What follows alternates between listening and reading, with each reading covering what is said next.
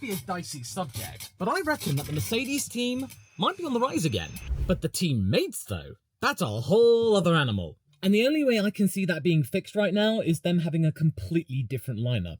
I touched upon this briefly in my previous video regarding Mercedes possibly thriving without Lewis Hamilton, that without the eyes of the world and social media on them, it could allow the operation to rebuild and refresh itself in time for the new regulations. But during an early morning TikTok scroll whilst feeding the baby, I came across a post from the user Caitlin with a K, who pointed out another notion that yes, having Lewis move to Ferrari will take away a lot of attention, but Mercedes assuming that a lot of fans would stay behind because it's Mercedes is a whole other thing to consider and not a guarantee. You see, Caitlin is quite right there. Yes, Mercedes is a huge brand that is recognized throughout the world. Ferrari is a complete way of life. The Tifosi are a blindingly obvious example. Do you have a nickname for Mercedes fans? Probably not. Ferrari, the Tifosi, they don't care who's in the car so long as they're doing well. And if they can do really well at an Italian track, they'll love that driver forever. That's why Charles Leclerc is held in so much high regard. And I bet you that if Lewis Hamilton gets a podium at either Imola or Monza, or even wins both races, then, they're going to completely forget about the times where Lewis beat their Ferrari cars in a Mercedes. And yes, I will admit that Ferrari did look as washed as Turn 8 at the Canadian Grand Prix.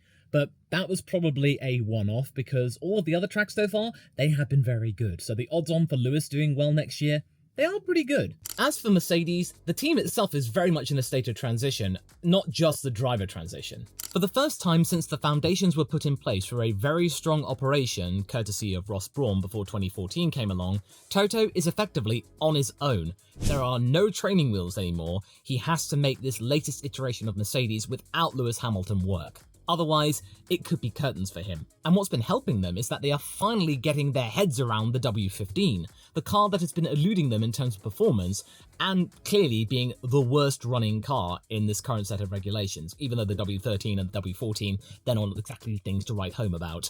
But finally, they are getting over the cooling issue, seemingly, and they have replaced that front wing, which looked very, very controversial. And it must be doing something since Red Bull has now put in a protest saying that it's an illegal part. So clearly there's something to be gained here, or there is something interesting going on, because otherwise why would Red Bull protest it? But you can't deny that they are actually starting to get around the situation which has contributed to their own downfall and discord between themselves and their star driver. The fact that they have changed their concept twice, whereas other rivals have either just evolved the car they had at the beginning of 2022, or have just taken one concept change, most notably toward Red Bull. James Allison is capable of making a fast car for Mercedes. Since he arrived in 2017, he was part of an incredibly dominant era of Mercedes this time, even more so than the first couple of seasons in the turbo hybrid era. He knows what he has to do, and he's finally gotten his head around with finally getting a replacement front wing, because according to him, that first front wing with that really little bit of carbon fibre string to make it technically legal, it was meant to be simply a plaster to try and make up for the deficiencies of the rear.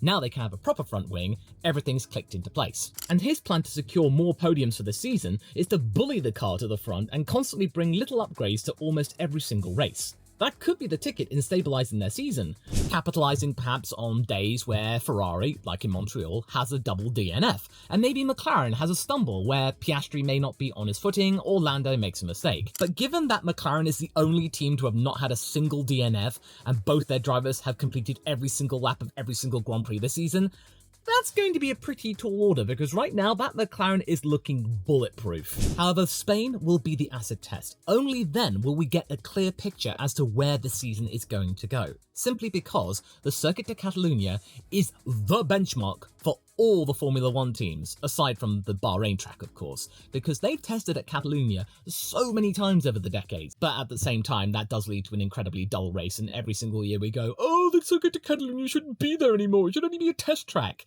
I mean, unless of course it rains, then we suddenly get something really spicy, and at least we don't have that terrible chicane anymore at the end. We've got that nice sweeping one at the end. Oh, I love that corner. However, having an improved car is all well and good, but when you have two drivers who are dealing with their own struggles which could compromise their overall performance, and a seemingly disjointed handling of said drivers, That's not good, and we all remember that this isn't the first time that Mercedes has had to deal with this. I need not remind you with the struggles that Toto had to deal with Nico and Lewis, which manifested in 2016, and had it not been for Nico retiring, one of those drivers would not have been working for Mercedes in 2017. We don't know for sure which one would have been the one to have had the sack. But all I can say is thank goodness that social media wasn't as much of a thing back then, since Bernie Ecclestone barely believed in it. Can you imagine what would have happened? How much Liberty Media would have milked this confrontation had they been in charge in 2016? It would have been absolutely incessant. Mind you, we probably got a taster of it in 2021 because they milked the Verstappen-Hamilton rivalry to the bitter end. And also, I think 2021 has contributed to the notion that tribalism has very much infected Formula One at the moment, and it's not healthy. But one thing's quite obvious. Mercedes didn't want to lose Lewis Hamilton like this, with him moving on to Ferrari after having just cut a deal with him for another 2 years. Nor do I think that they wanted the departure to have been handled in the way that it had done. And I don't think Ferrari would have wanted that either. I'm pretty sure that Ferrari wanted to break the news at an Italian Grand Prix, either at Imola or at Monza. Probably Monza, since that's where the biggest contingent of Tifosi are based. Because, can you imagine the coup? Getting Lewis Hamilton, announcing him moving there at the Italian Grand Prix. It would have been a tour de force. It would have been a huge celebration for Ferrari. But no, we got the situation where effectively, at Brackley, throughout all of the British media, it looked like a funeral march. All of the Mercedes staff heading into the headquarters in the off-season to hear the news that Lewis Hamilton was going to leave Mercedes, not 48 hours after Toto finding out that that was going to happen. Heck, not even 24 hours after it had happened. Mercedes did not handle that well at all. And it's only contributed to the notion that Mercedes are bitter. And that has also manifested even more speculation about them not treating Lewis Hamilton properly in his final season with them. Right now, all we're getting from Mercedes are mixed messages. Are they supporting Lewis as best they can, given that he's leaving them next year? Or are they just favouring George at Lewis's expense? Because over the course of this season, we have heard constant ruminations about Lewis not being given the right car, or he does well in practice, but then suddenly in qualifying it all falls apart, and then George is the one to make the most of it, and then Lewis giving up on the idea that he can even out-qualify George and just lamenting his struggle. And then, of course, there's also the idea of Toto calling Lewis out, which, even last year, would have never happened. You would have never heard Toto bemoan or call out or dismiss any of Lewis's concerns. They bent over backwards last year to try and make sure that the W15 would be the best car that Lewis could have. And then it didn't work out. All I can say is that Mercedes are handling all of this terribly, because Toto calling out Lewis like that, that's a clear sign that a breakup is occurring, and it's going to be messy. Actually, when you look up and down the grid, there are quite a few messy divorces going on. Not just the Alpine one, there's the Mercedes one, there's the Ferrari one, I think even the Haas one eventually. Oof. Now that Lewis has committed his last years in F1 to the Scuderia, even though Fred Vasseur and Toto are good friends, you can't help but think that the team is not handling this situation at all well. Like I said, we don't know the full details about the inner machinations about what's going on at Brackley, and the true relationships between Toto and Lewis behind closed doors, but all the stuff that we are seeing in public is really giving me the suspicion that Mercedes don't know how to handle this, and nor do they seem willing or able to try and pitch both drivers as both equally valued to them. Not even the comedy of the Mercedes Twitter admin can handle the situation correctly, because they dropped a serious clanger during the Canadian Grand Prix. Once again, thanks Caitlin for that observation. Go and follow her on Twitter, she's actually really good. Good marketing knowledge. They claim that George's third place in Canada was their first trophy of the season. But what about the second place from the China Sprint that Lewis got, which they also called their first trophy of the season? Yes, they did end up apologising for this mistake, but given the current climate amongst the Mercedes following, this was not going to help matters concerning suspicions that Lewis is not getting the treatment that he deserves. And yes, we could easily argue about the legitimacy of a sprint trophy. Is it a trophy, or is it just a plaque that looks nice on a mantelpiece or something like that? Something that you would get at a bric-a-brac store. I mean, I personally think they're trophies because my boy Oscar's got 2 of them. But seriously, the admin needs to be on their toes with these kind of things. I get it, a Grand Prix podium is more valued than a sprint one, but it's still something to be proud of. And look, I understand that the team might have been frustrated that Lewis wasn't able to convert that second place in the sprint race to a good solid result or even a podium during the Chinese Grand Prix. Things were looking interesting that Mercedes managed to find a really good groove for that car and driver. But then, as Toto pointed out, there were many tweaks going on between the sprint and qualifying, because you can do that now. You can change the setup in the wake of what happened at Austin and all of that awkward stuff around the plank. Now it actually resulted in Lewis completely bungling it in qualifying, mainly down to too many changes happening, which completely upset the balance of the car. But the fact of the matter is that it happened. You got some silverware out of the event and things didn't work out and it was just one step too far. Okay, you move on. Because Toto, you blasting Lewis and blaming him solidly for that, that's not going to make you look good. I'm stopping short though of saying the team is sabotaging Lewis though, since that would be incredibly stupid, unprofessional, immature. And if they're trying to make a good impression with Max Verstappen, since Toto is desperate to acquire his services to partner Antonelli, who's also destined for the team next year, do you really think that Max is going to be impressed if the team is actively trying to compromise one of its own cars in the pursuit of trying to shore up 4th place in the Constructors, and also handling the guy that gave them so much glory and silverware like that towards the end of his tenure? Because, say for example, Max Verstappen joins Mercedes, and then comes the time when he either retires from Formula 1 or goes to another team because they're doing better than them. The bitterness that we are seeing potentially with Lewis and him leaving, that's not going to really impress or convince Max to come over, because he wants loyalty through and through, and also, of course, a solid car. But if he's not getting that solid car, and then the team, in theory, turn against him, yeah, he's not going to come round. I know, Toto, I get it. You missed out on getting Max the first time around.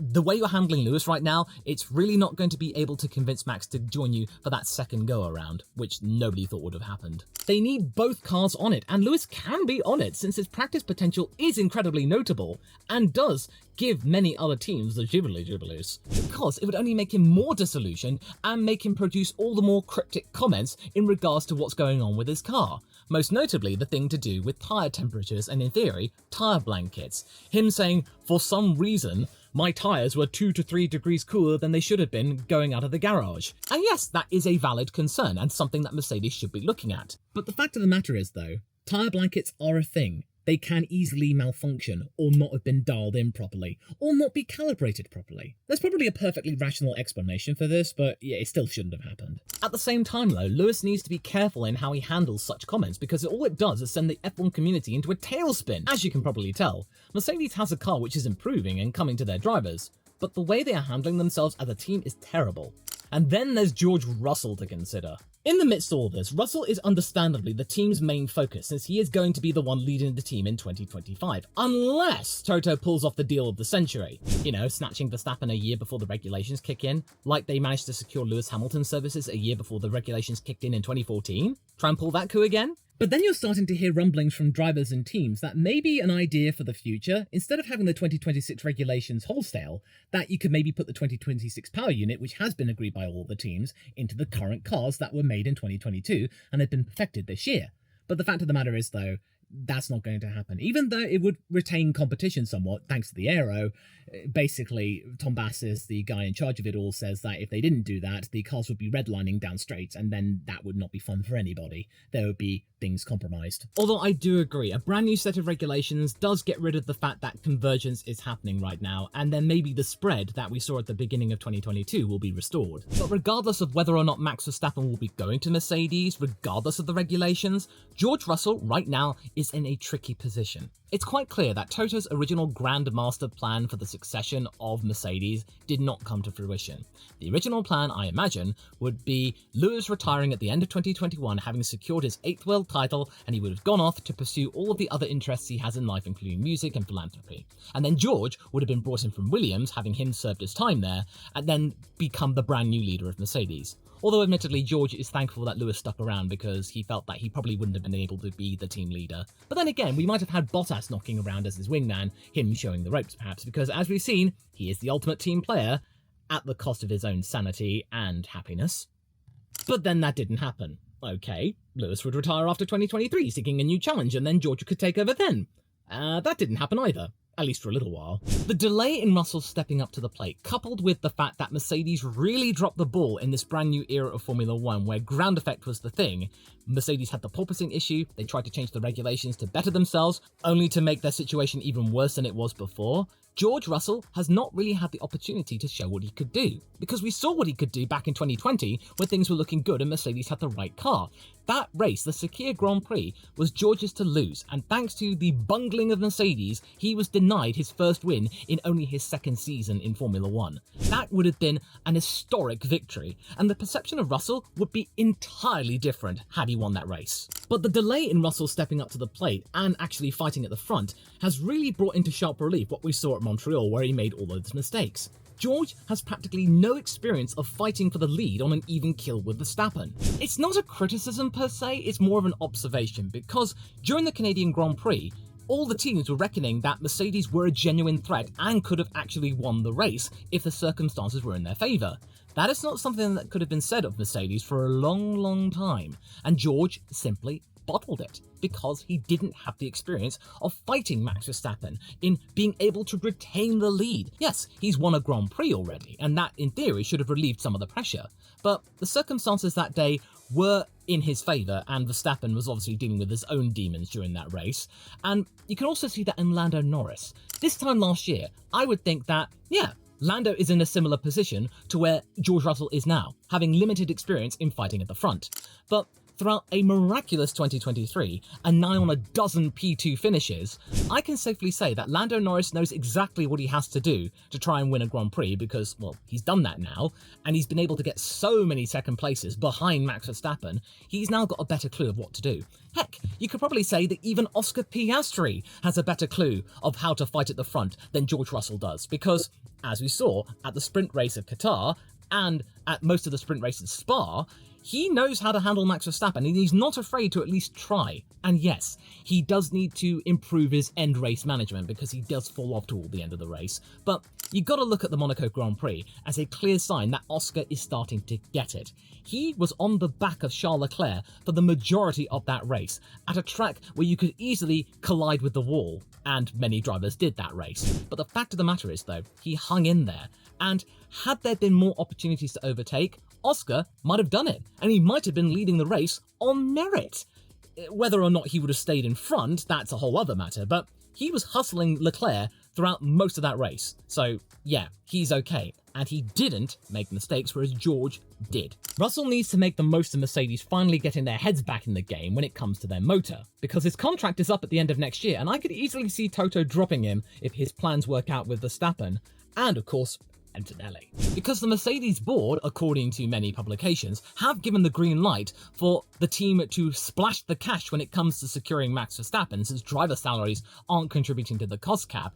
Even though this is the same money that was denied Lewis Hamilton, they clearly don't see any problems with dropping nearly $100 million to secure Max Verstappen for 1 year. Not to mention that Toto's been constantly trying to woo Max Verstappen over to their side, trying to tout that the power unit of 2026 is going to be the best in class, like it was in 2014. Not to mention the regulations leaning back towards aerodynamics being less of a priority than the current regulations, and the brain drain of Mercedes seems to be finally halting or at least slowing down. For 2026, the lineup of Max Verstappen and Kimi Antonelli is one that I can see without laughing too much, because it's quite clear many more publications are coming out with the rumours that Kimi Antonelli is going to be driving for Mercedes next year, since, well, why not? And yes, you could easily point out to F2, Kimi's not getting podiums or wins, but he's consistent enough to be near the top end of the standings, because there are so many races where one driver does good one race, but they don't do so well at another race. He's certainly doing better than Behrman, that's for sure. And I know, I promised not to talk about Kimi Antonelli anymore, but the fact of the matter is, though, is that these rumours are starting to solidify, and it's looking more and more likely because, you know, Toto needs something to change. And another thing that's contributing to the notion that Kimi's going to be there is that Toto is seriously looking to regenerate the team in the wake of Lewis Hamilton leaving. That era is clearly well and truly over. And I think Toto is now happy to see the back of it. All of the vitriol, all of the anger that is hurled his and his team's way whenever Lewis Hamilton is wronged or he feels disillusioned with the team. It must be incredibly draining, not just for him, but for the team itself.